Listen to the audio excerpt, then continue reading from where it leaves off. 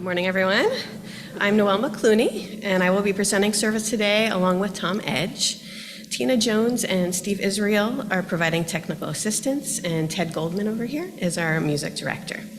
Please be aware we are recording this service, and it will be posted on our YouTube page. For privacy, however, we do pause recording during the joys and concerns part. Also at the end of the service, after we extinguish the chalice, we'll have announcements. So for those who haven't been here in a while or for new people, we've moved announcements to the end of the service. We seek inspiration and meaning from a great many faith traditions and philosophies. We support each other's lifelong spiritual journey, and we encourage work for justice and peace. We value open minds and loving hearts. Here, may our minds stretch, our hearts open, and our spirits deepen.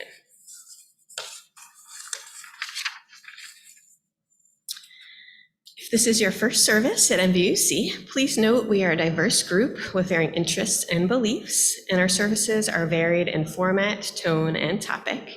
We encourage you to attend or view several services to gain a good understanding of our congregation. Also, please complete a blue information card located in the pockets on the back of your chairs so we can learn about you and answer any questions you have, and then please leave your card on the front greeting table. If you would like to receive our weekly email newsletter, which is the best way to keep up on current events, please put your email on the blue card, or you can just email news@mvuc.org.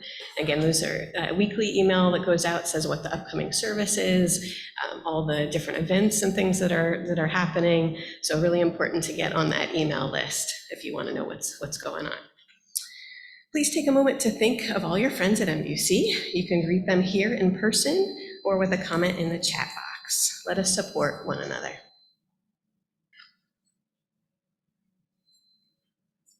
So you can say hi to everybody. Especially those new people. I see some new faces, so please say hello to them. I'll see how I do on this. Here we go.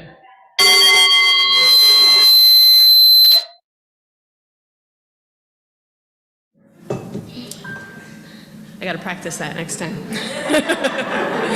All right. Did want to mention, due to recent increases in illnesses in the area, we ask you to please wear a mask, especially since it's a high transmission level right now. And especially if you have anyone in your household that's showing any signs of a cold or anything, please wear a mask. When you're up at the podium, you can choose to take it off so people can hear you. We are still planning to have potluck today. I didn't know about the transmission level, so I think we can still do potluck. What I'll do is I'll move some of these extra filters in there, and maybe we'll kind of crack the door. Obviously, again, it's at your own discretion whether you feel comfortable staying for potluck or not. So, all right, with that, the chalice will be lit today by Tom Edge. Please join me in reading the words by Maureen Killoran for the lighting of the chalice. They appear as a comment in the chat box.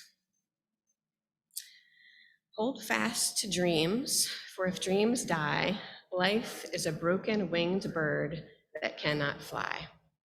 May this chalice flame challenge each of us to cherish our dreams, for all things worth doing begin in the courage and inspiration of a dream. For our first musical selection, I'll turn it over to Ted. So our musical theme, I guess, for today is just some winter songs, renewal songs, dark of night kind of songs. And our first one is number 46 in your gray books, which you've got there. So I'll give everybody a moment to find it. It's a really simple tune, so I'm going to teach us the tune first. And the verses are all very short, maybe about 10 to 20 seconds, somewhere around there each. So the tune goes like this. You just listen once through.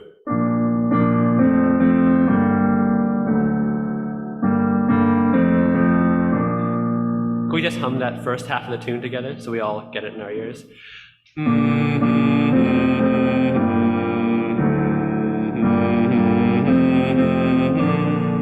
The second half of the tune is very similar. Listen one time.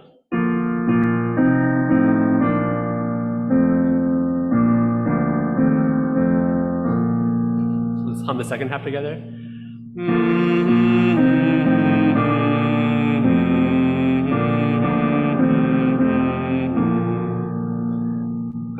ready for that one. All the verses are short, and there's a couple of little bonus verses and teeny tiny text if you can read it at the very bottom. So let's try those too, since it's such a short one. This is number 46, Now the Day is Over.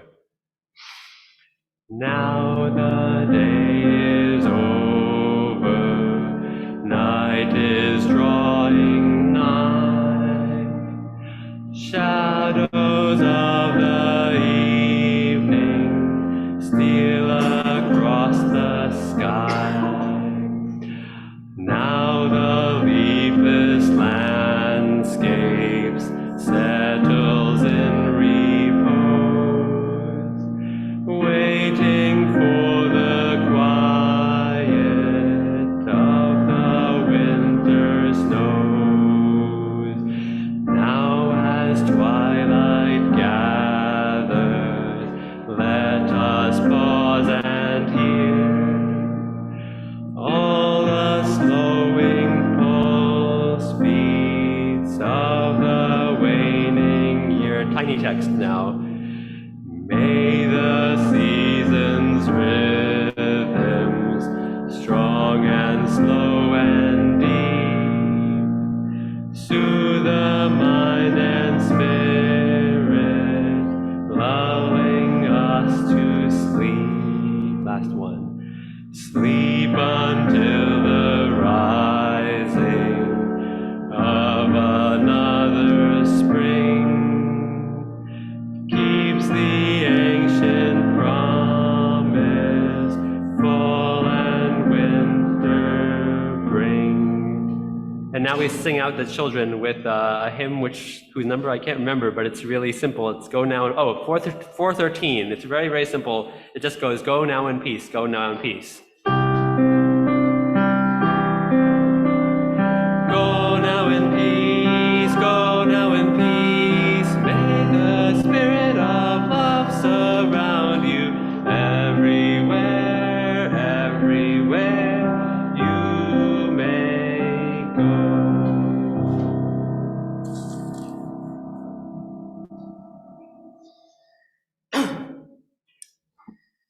All right, can everyone hear me okay? All right. Our opening words today come from Lawrence E. McGinty. To this house we come, bringing our boldest dreams, seeking here the inspiration and strength to make them be. To this house we come, hoping to bury broken dreams, to be sustained through their pain, and to discover new ones amidst their tears. We come here lonely, isolated from meaningful human contact, searching for warmth and closeness and care. Needing to grow beyond plateaus of the commonplace, we seek here challenges and commitments, productive of greater wholeness and deeper meanings. We come intense and constructed, hoping for encouragement to shed our pretenses and to be ourselves. Filled with despair and self-doubt, we seek affirmations prodding us to say yes to ourselves and to life. Somehow, always putting happiness ahead of ourselves, we enter this place trusting that what happens here will enable us to make and to accept a little bit of it now, today. Strange place, this house. Here we cry, sing, laugh, hurt, dance, touch, survive, celebrate, grow, search, doubt, hope, rejoice, pray, trust, care, learn, think, wonder, be, and become. Yes, this morning to this house we come.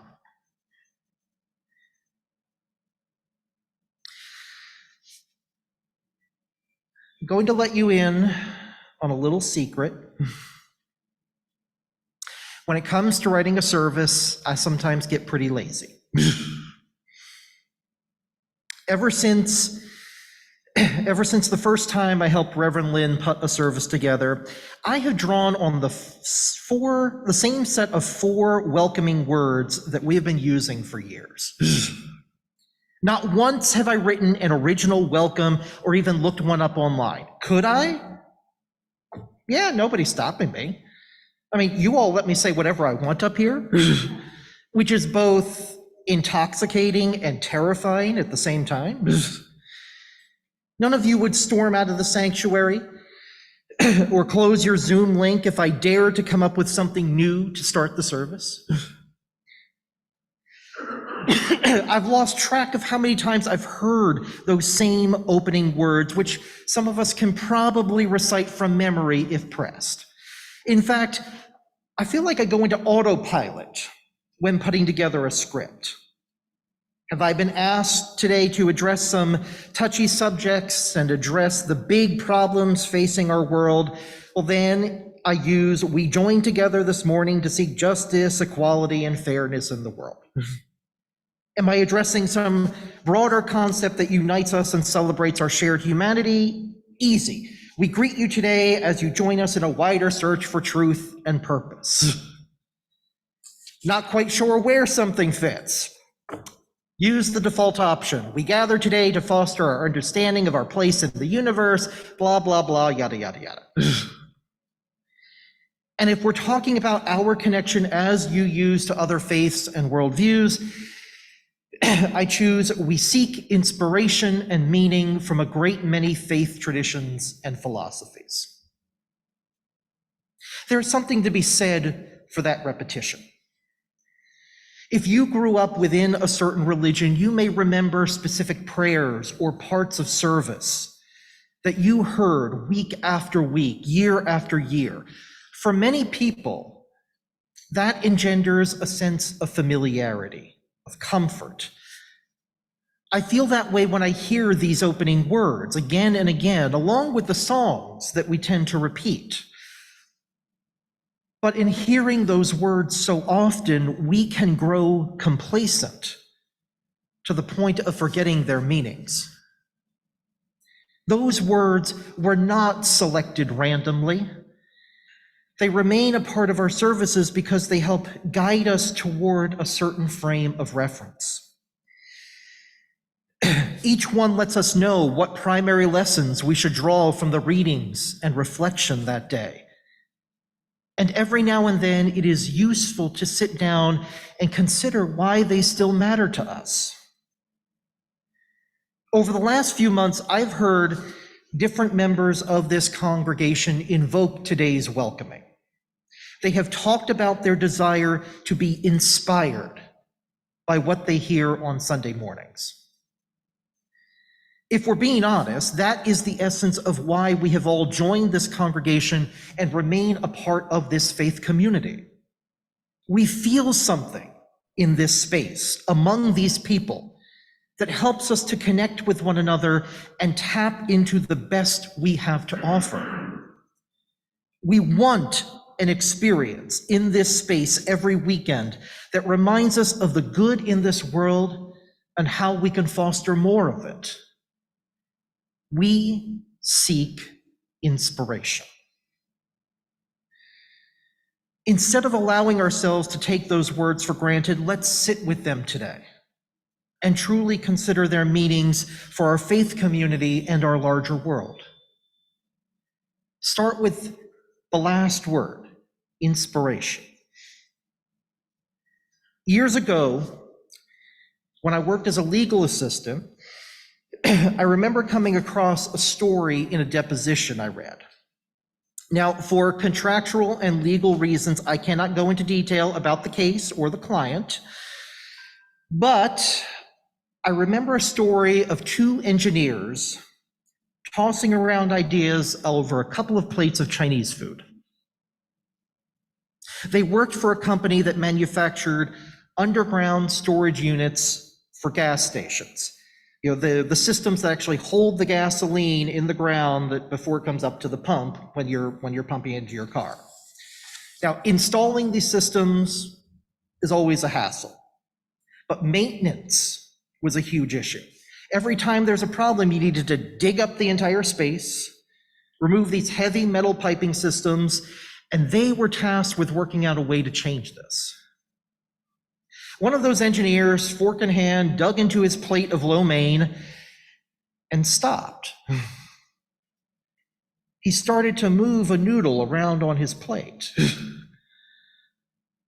Quickly, he grabbed a napkin and started to sketch an idea. What if the pipes were flexible?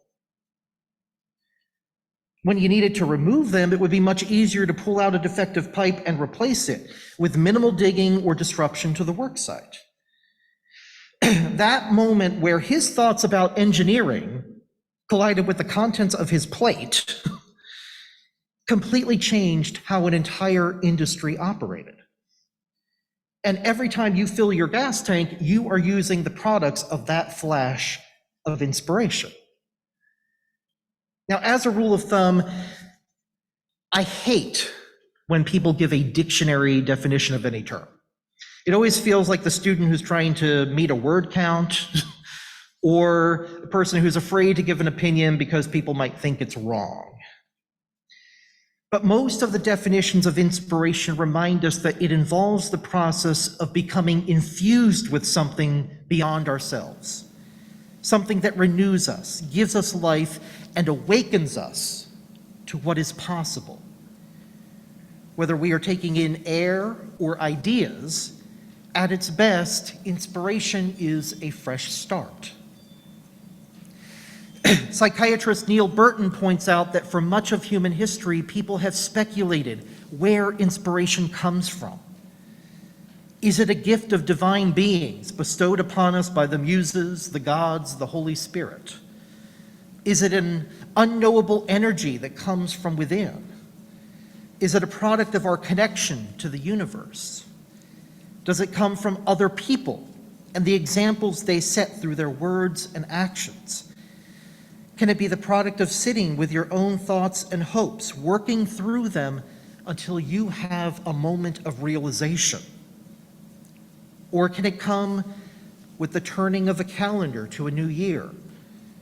Or from other external reminders that we can and often do begin again? If I were to ask all of you to think of a moment when you felt inspired, I might get responses that fall into any or all of those categories. Perhaps you felt inspired through religion, a holy text, a ceremony. Maybe you felt it through practices that allowed you to tune into the energies of the universe or to look deeper within yourself, like meditation or yoga. Possibly you read a passage in a book and made a mental connection you were not expecting, or watched a YouTube clip of some heroic act that changed your worldview. I think that we get so obsessed with trying to find the ultimate source of these inspirations that we sometimes miss it when it's sitting there waiting to be observed. We are not all the same. Our brains do not always respond to the world around us or to certain stimuli the same way. It could be that we are not meant to all be inspired by the same things. And for me, that is part of the beauty of inspiration. Each one of us receives motivation to act in a certain area of life. We are not all inspired to do the same thing at the same time. Rather, inspiration pushes each of us where we need to go. And when we put together the products of our different types of inspiration, we get to change and shape our world in innumerable ways. As human beings, we need many types of inspiration every single day. We need the inspired scientist as well as the inspired poet. For in their respective inspirations, we see different sides of our shared human experience.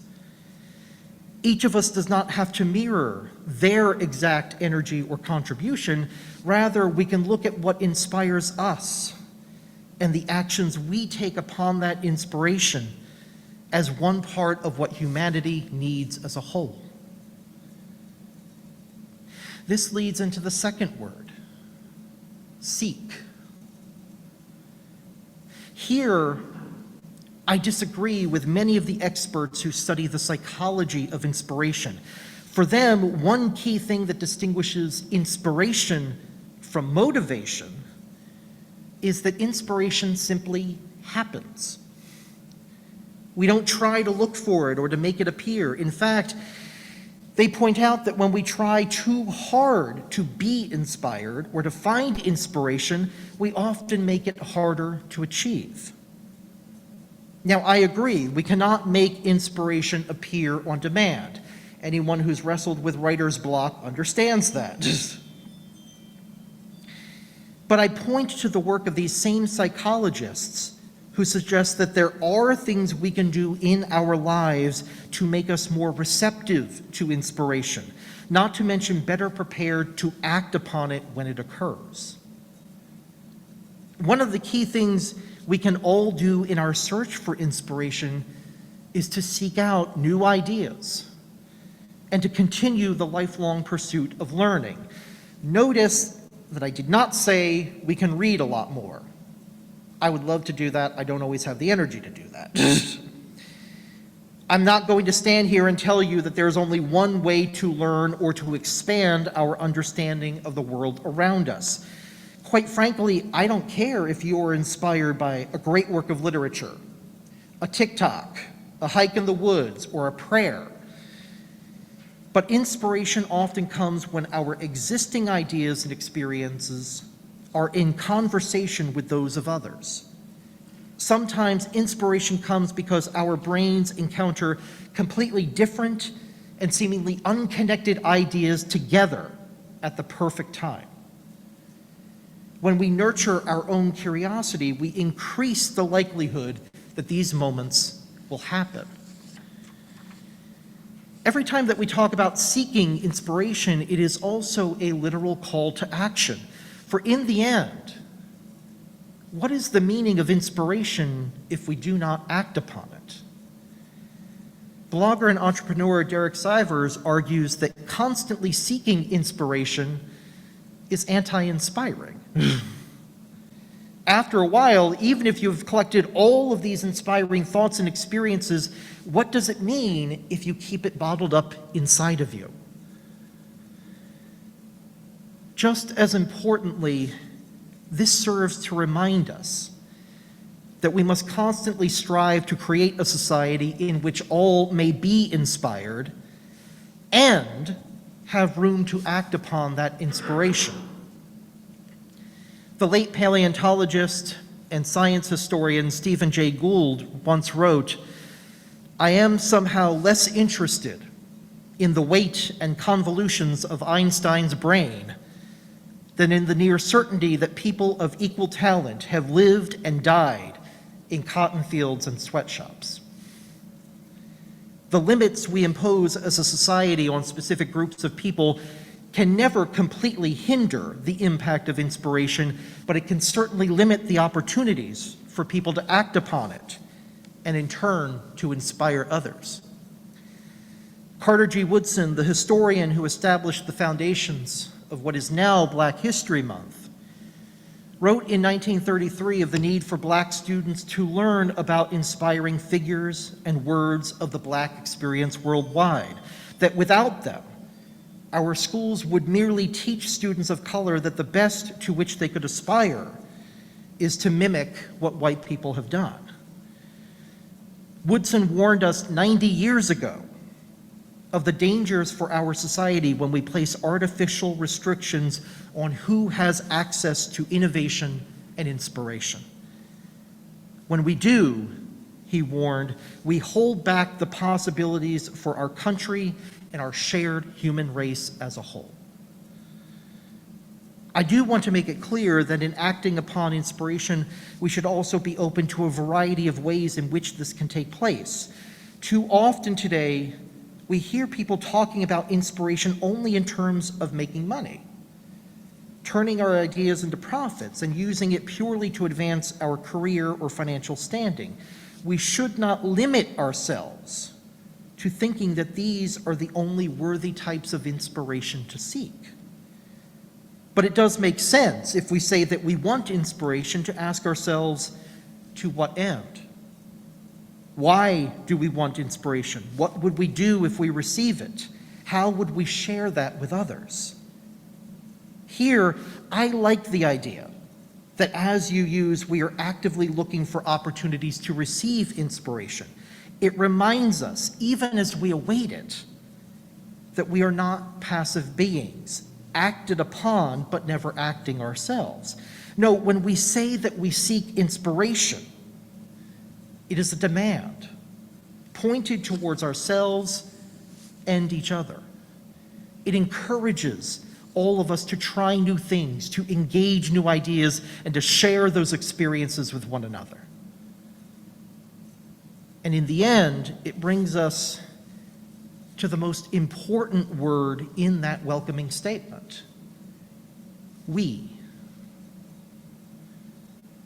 Notice that all four of our welcome statements begin with the word we. This is something that we do collectively as a faith community. It is something that unites us, that brings us together every weekend and keeps us united every day we are apart. This is who we are, a people seeking meaning in a world that often seems lacking in it, cultivating a world in which we can all do our part to help ourselves and others. But it also reminds us that in seeking inspiration, we can start by looking at the people in this congregation, in this community, in this faith tradition, in the larger world.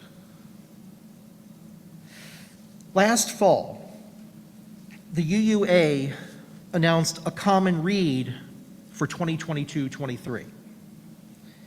Mistakes and Miracles: Congregations on the Road to Multiculturalism. It is the story of 5 UU congregations who have been actively working on issues of social and racial justice since 2014. The authors openly state their intentions of inspiring other congregations to look at the work they are doing, or not doing, around issues of justice within our communities of faith. Part of what makes this common read so valuable is that it does not seek to inspire by giving one set of instructions upon which every UU congregation must act. It recognizes that the challenges facing each congregation may differ. Rather, it seeks to inspire action through example, starting with recognizing the nature of the problem, committing to doing something about it, and often acting upon that commitment through a process of trial and error. It does not inspire by only holding up the successful examples, but in pointing out where our faith has failed. It does not only ask us to look at the people who are doing this work now, but to reflect on the fact that we come from a long line of activists and reformers who were inspired by the problems of their own days to take constructive action. Sometimes inspiration comes from knowing we are not alone, that our problems are shared by others, as is our search for solutions. Here at MVUUC, we have tried to initiate some of those discussions of how we might better serve and inspire all of you. I know that in these conversations there have been differences of opinion on how we can draw more people, inspire our current members, and increase our positive footprint on this community. For some, inspiration comes more easily through a single minister. One person who keeps their finger on the pulse of the congregation, responds to its needs, and delivers needed messages at the right time. For others, it comes through hearing a greater diversity of opinions and ideas expressed by our members and by people in the larger community, offering a range of options for those seeking meaning and direction. And these are not mutually exclusive. There may be room for us to find a middle path between those directions. Whatever we end up choosing in 2023 and beyond, however, the shared search for inspiration begins with us, united, not knowing the answers, but asking some important questions. It starts with a common desire to seek deeper meaning in this life and act upon it. It starts with a commitment to one another, a belief that we all have the power to inspire and be inspired. It starts with the recognition that ultimately inspiration comes from us. May it be so.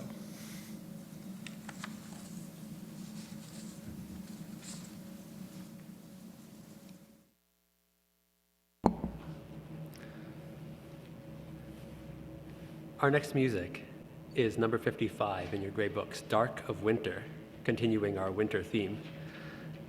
And I'll teach this one to us like I did that first one, but then we're going to do it just a little bit differently, and I'll tell you how when we get there. So if you find number 55, I'm going to play through each phrase and we'll hum it, and then we'll sing it. It's my continuing quest to get everybody actually singing. So here's the first phrase.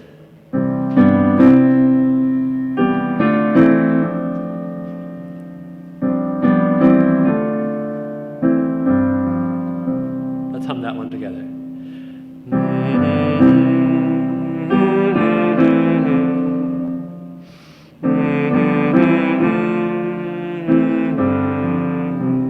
That one happens again. I'll just play it.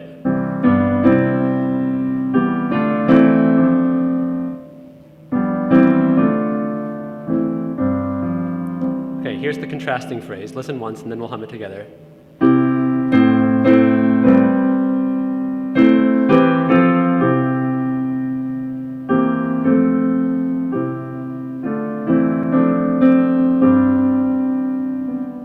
So we're going to go back to "And Then My Soul." So.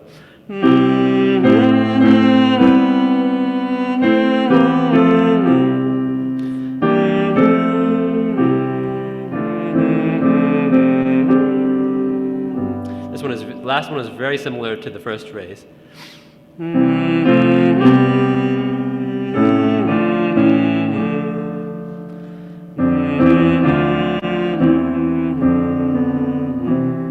Okay, so here's how we're going to do this. The first phrase, the first time through, the first verse, we'll sing normally. The second verse, you'll notice this breaks up into very small phrases like this. So at the end of every phrase, rather than going directly onto the next phrase, just wait. You won't know how long you're going to wait until the next phrase. But there's something special about musical pauses, about musical silences. And as we do that second phrase, we'll let those silences sit for as long as they need to before going on to the next one. You'll see when we get there. So first phrase normally, second phrase with silence. Here's the first one. Dark of winter, soft and still, your quiet calm surrounds me. Let my thoughts go where they will, ease my mind profoundly, and then my soul will sing a song, a blessed song of love eternal. Gentle darkness, soft and still, bring your quiet to me. Now remember, darkness soothe my weary eyes, that I may see more clearly.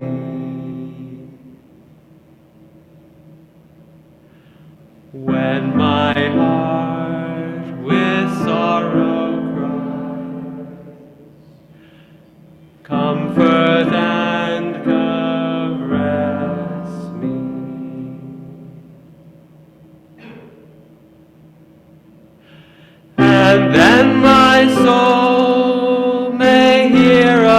voice, a still small voice of love eternal.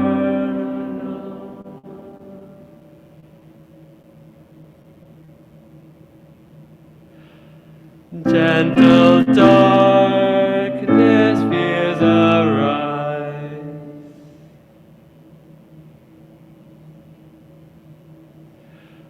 Let your peace flow through me.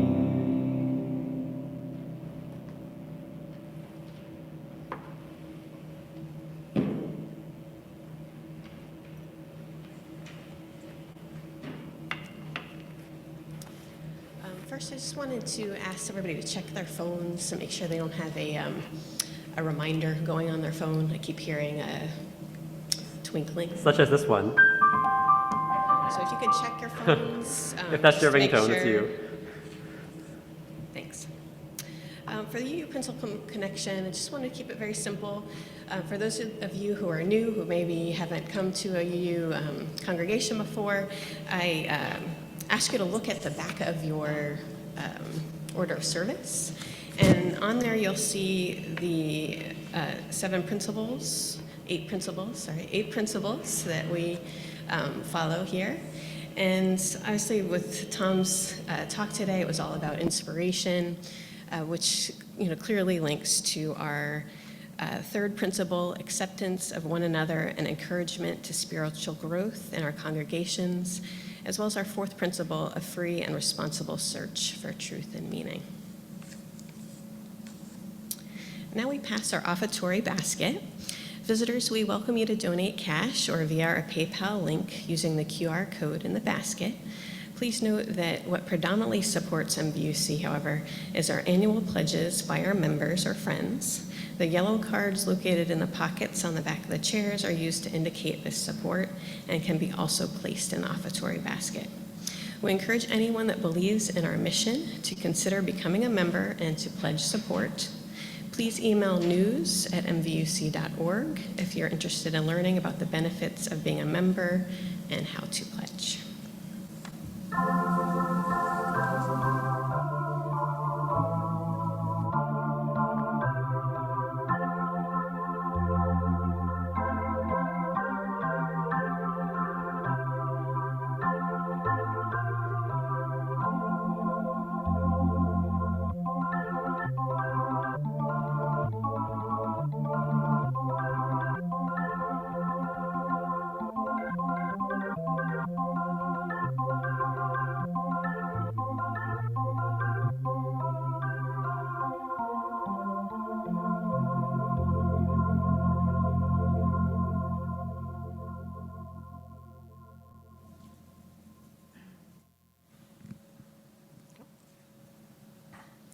Now is the time for the sharing of joys, concerns, and milestones. Tina, please stop recording at this time. Recording again at this time.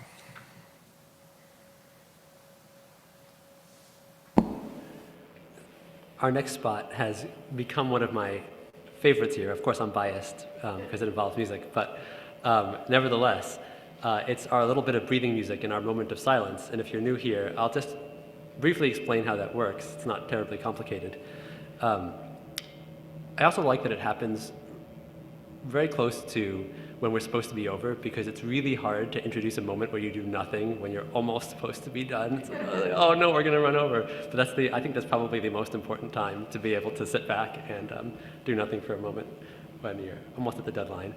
And so the way the breathing music works, the music is really just a ladder up to the moment of silence, and it's like a triangle. I play two chords, and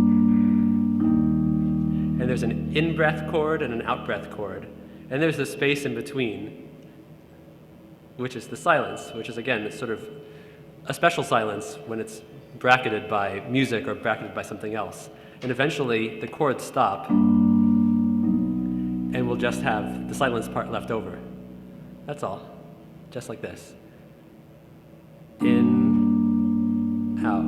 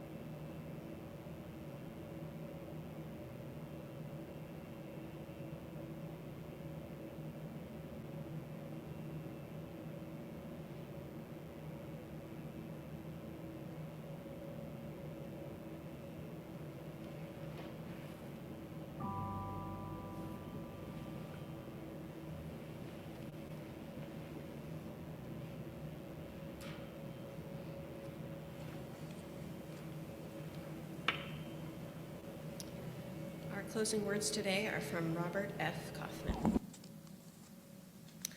We have come together to share our deepest concerns, speaking and singing words of inspiration and hope. We have committed ourselves to do what we can to ease the burdens of those who suffer, to stand for decency and compassion. We have pledged to work for a more wholesome environment for us and for all the generations that will follow.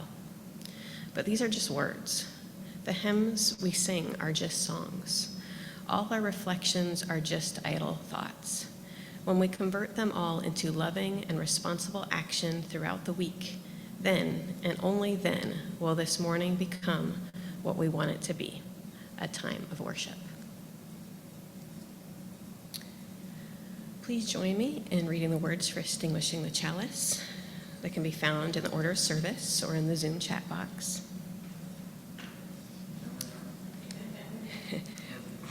We have basked in the warmth and beauty of this flame in this community.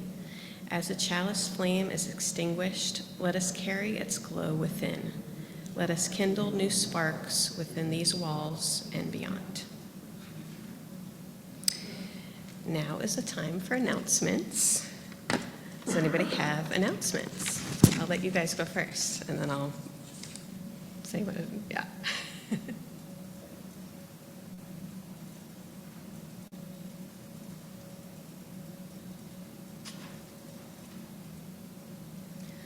Hi, I'm Winnie Rex. I just wanted to let everybody know that we're going to restart Circle Dinners. If you're not familiar with those are dinners or gatherings when 6 to 8 people generally get together to share food. It can be a whole sit-down meal, it could be appetizers, it could be desserts, it could be whatever you want it to be. And the way that we do this, we ask people to sign up on this handy little chart here if you're interested in doing that, and then I will take all those names and put people into groups, and then every month those groups will change so that you get to know a lot of other people in the congregation. It's a great way to share conversation as well as good food and get to know people in ways you might not get to know them in the little time that you might spend here on a Sunday morning. So if you are interested or have any other questions, just see me after service and I'll get you signed up. Thank you.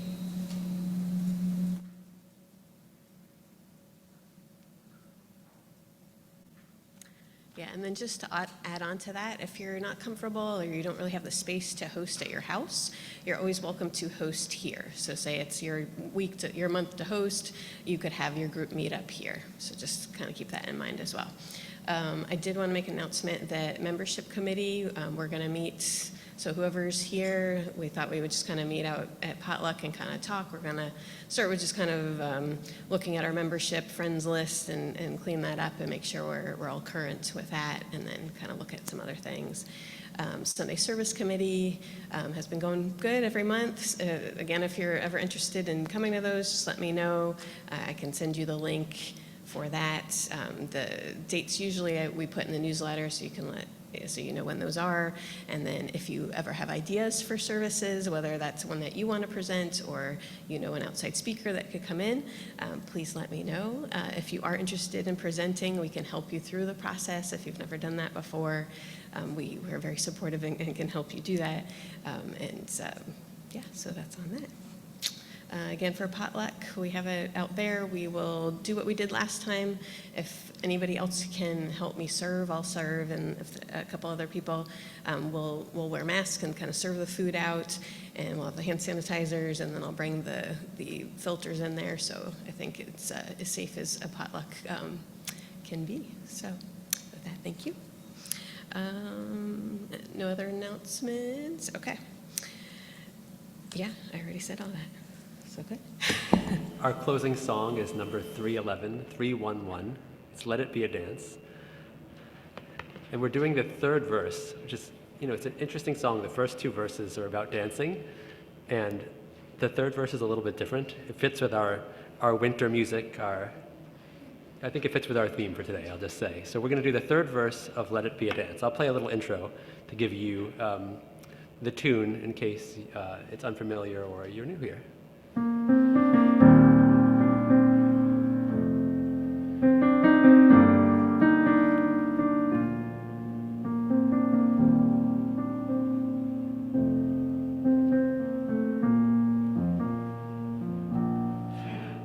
Let it be a dance we do.